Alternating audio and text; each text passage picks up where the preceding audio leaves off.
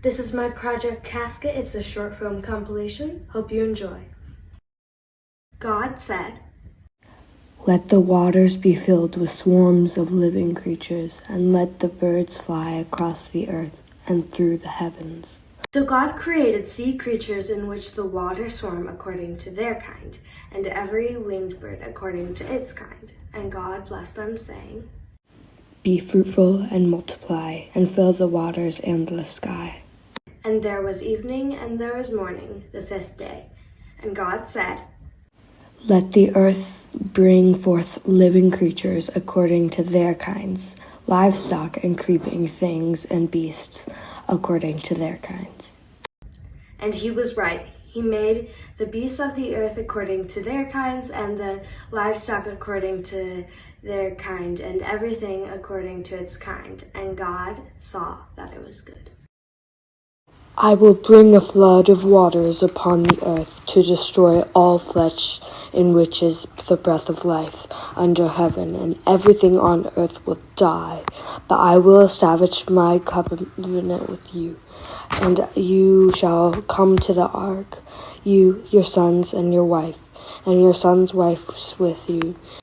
And every living thing of all flesh you will bring 2 of every kind to keep alive with you. They will be male and female of the bird animals, and every creature of its kind. Also take every food of its kind and store it up. It will not be food for you, but for them. I will do all you have told me to do." When Abraham was 90, God said to him, "I am God Almighty. Walk before me and be blameless, that I may make my covenant between me and you, and may multiply you greatly."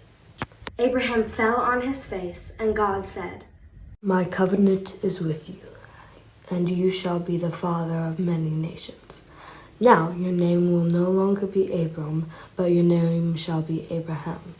I will make you very fruitful, and you will have many kings come from you, and I will establish my covenant between me and you and your offspring after you throughout their generations for an everlasting covenant.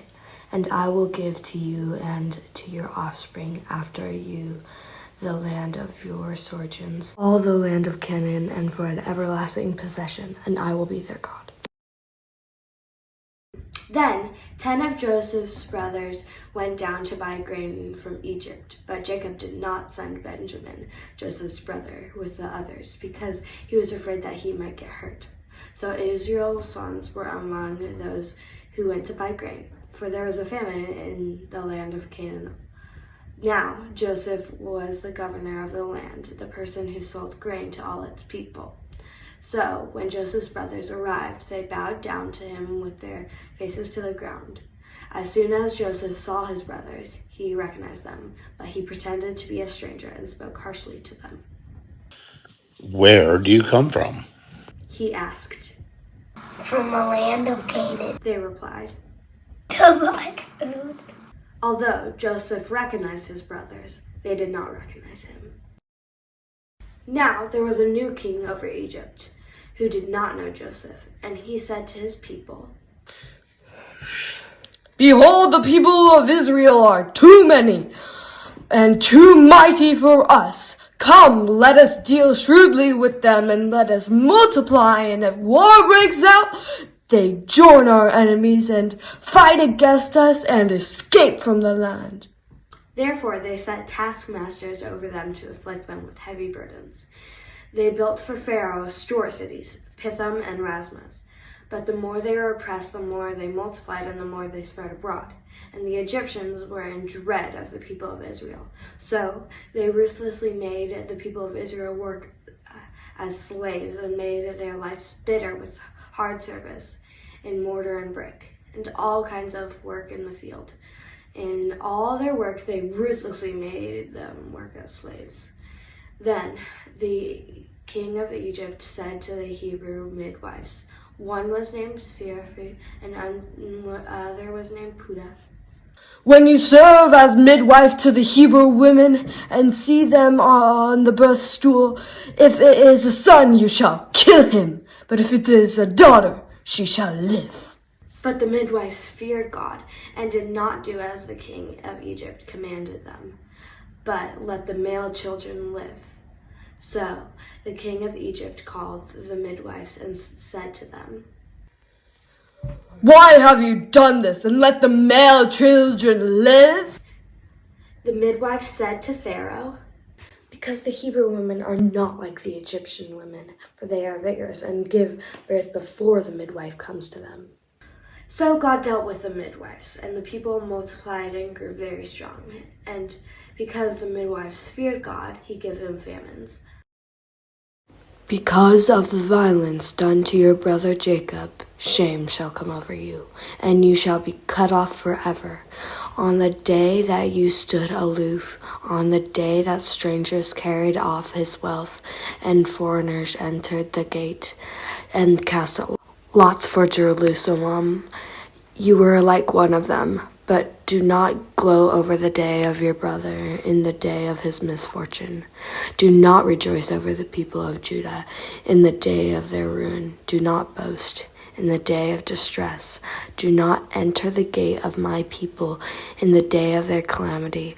Do not glow over his disaster in the day of his calamity. Do not loot his wealth in the day of his calamity. Do not stand at the crossrails to cut off his fugitives. Do not hand over his survivors in the day of distress.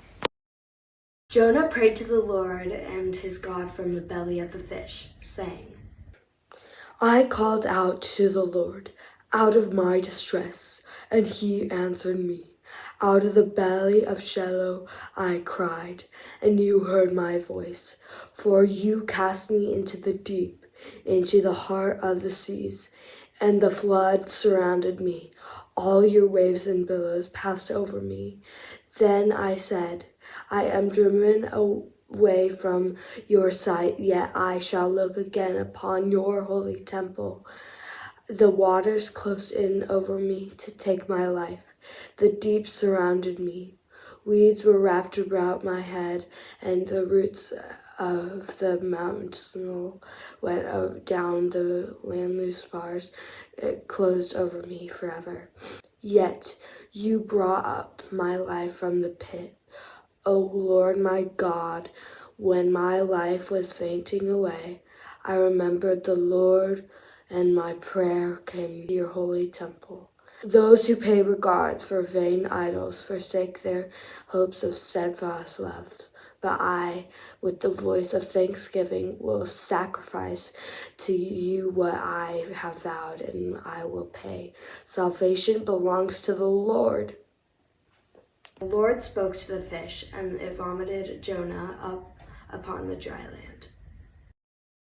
Behold, you are beautiful, my love. Behold, you are beautiful. Your eyes are like doves behind your veil. Your hair is like a flock of goats leaping down the slopes of Galilee. Your teeth are like a flock of shorn ewes that have come up from the washing, all of which bear twins, and not one among them has lost its young. Your lips are like a scarlet thread, and your mouth is lovely. Your cheeks are like halves of a pomegranate behind your veil. Your neck is like a tower of David, built in rows of stone. On it hang 1,000 shields, all of them shields of warriors. Your two breasts are like two fawns, twins of gazelle, that graze among the isles. Until the day breaths and the shadows flee, I will go away to the mountain of myrrh and the hill of frankincense. You are altogether beautiful, my love. Now the prophets Haggai and Zechariah, the son of Iddo, prophesied to the Jews who were in Judah and Jerusalem, the name of God of Israel who was over them. Then Zerubbabel, the son of Shealtiel, and Joshua, the son of Jozadak, arose and began to rebuild the house of God that is in Jerusalem. And the prophets of God were with them, supporting them. And the same Tatnidi, the governor of the province beyond the river, and Shetar-Bonzi and their associates came with them and spoke to them thus. Who gave you a decree to build this house and finish this structure? What are the names of the men who are building this building? But the eye of God was on the elders of the Jews, and they did not stop them, until the report should reach Darius, and then answer be returned by the letter concerning it. On the third day, Esther put on her royal robes and stood in the inner court of the king's palace in front of the king's quarters, while the king was sitting on his royal throne inside of the throne room opposite to the entrance of the palace. And when the king saw Queen Esther standing in the court, she won his favor and sight, and held out to Esther the golden scepter that it was in his hand. Then Esther approached. What is it, Queen Esther? What is your request? It shall be given to you, even to the half of my kingdom. And Esther said, If it pleases the king, let the king and Haman come today to a feast that I have prepared for the king. Then the king said, Bring him in quickly, so that we may do as Esther asked. So the king and Haman came to the feast that Esther had prepared, and they were drinking wine after the feast. And the king said to Esther, What is your wish? It shall be granted to you. And what is your request? Even to the half of my kingdom it shall be fulfilled. Then Esther answered, My wish and my request is, if I have found favor in the sight of the king, and if it please the king, to grant my wishes and fulfill my requests. Let the king and Haman come to the feast that I will prepare for them, and tomorrow I will do as the king has said.